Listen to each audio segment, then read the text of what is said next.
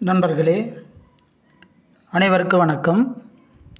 நம் பதிவு பிடித்திருந்தால் லைக் பண்ணுங்கள், ஷேர் பண்ணுங்கள், சப்ஸ்கிரைப் பண்ணுங்கள். நண்பர்களே, பிஜிடிஆர்பி தேர்வு முடிவு தாமதமேன், அதற்கான காரணங்கள் என்னென்ன, இதை தான் நம்ம இந்த பதிவில் வந்து பார்க்க போகிறோம். பட்டதாரி ஆசிரியர் நியமனம் தொடர்பான அறிவிப்பு வெளியான போதே உடனடியாக டெட்டு தகுதி தேர்வுக்கான அறிவிப்பு வெளியானது.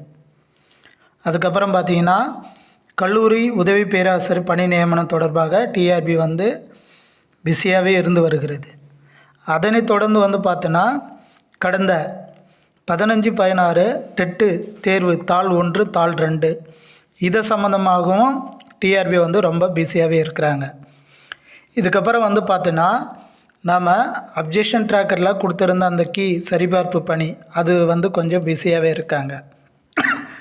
இப்போது இதெல்லாம் முடிந்து வரும்போது இப்போது சென்னை ஹைகோர்ட்டில் அந்த ஒரு வழக்கு, அந்த வழக்கில் வந்து பார்த்திங்கன்னா இந்த தகுதி மதிப்பெண்கள் வந்து குறைக்க வேண்டும் அப்படின்ற மாதிரி வந்து ஒரு வழக்கு வந்து போயிட்டுருக்கிறது.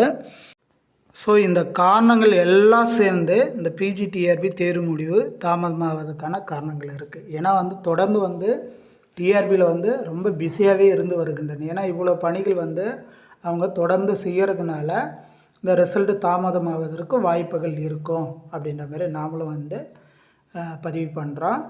நண்பர்களே, இது எப்படி இருந்தாலும் சரிங்க, கண்டிப்பாக ரிசல்ட் வந்து இந்த டிசம்பர் இறுதிக்குள்ளே வர்றதுக்கான வாய்ப்புகள் இருக்குது. சரிங்களா? அதால் வந்து நீங்கள் ஒரி பண்ணிக்க தேவையில்லை.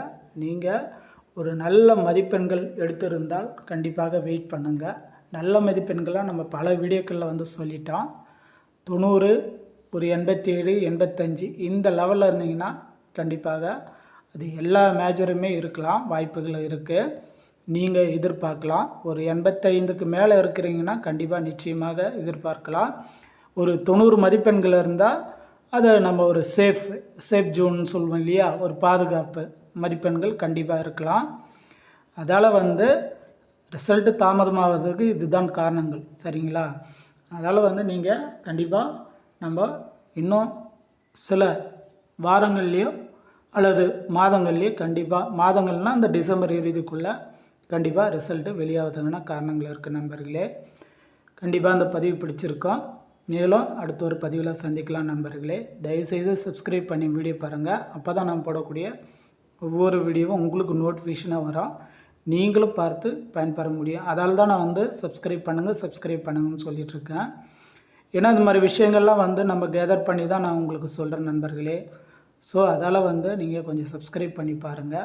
எனக்கு எப்படி தெரியுதுன்னா டேஷ்போர்டில் வந்து நீங்கள் சப்ஸ்கிரைப் பண்ணாத புதியதாக இருக்கும் அந்த தேர்வர்கள் தான் நம்ம வீடியோக்களை பார்க்குறீங்க. ஆல்ரெடி சப்ஸ்கிரைப் பண்ணவங்க வந்து பார்க்க மாட்டேன்றீங்க.